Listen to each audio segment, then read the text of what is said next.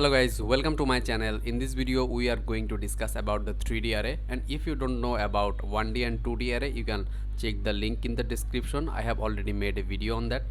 So for a 3D array, first of all we have to import the Numpy as NP, and then we want to make a array that will be 2 into 2 into 3 dimensions.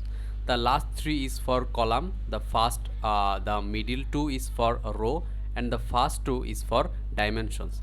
And we have created a variable array1, and in the array1 we have called the array, and these 3 actually means these 3 elements, and the middle 2 actually for this 1 and 2 rows, and this 2 is for one dimension and this second dimension. And if we run this, what we will get, you can see the output is in front of you.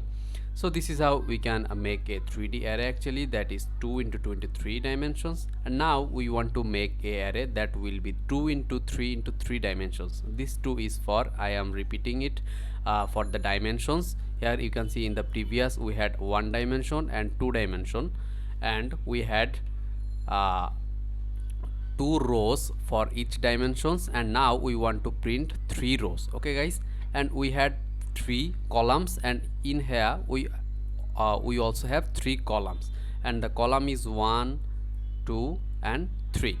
So if we run the second one, what we will get, you can see we have get the 1 and 2 dimension, and 1 2 3 row and 3 column, 1 2 3.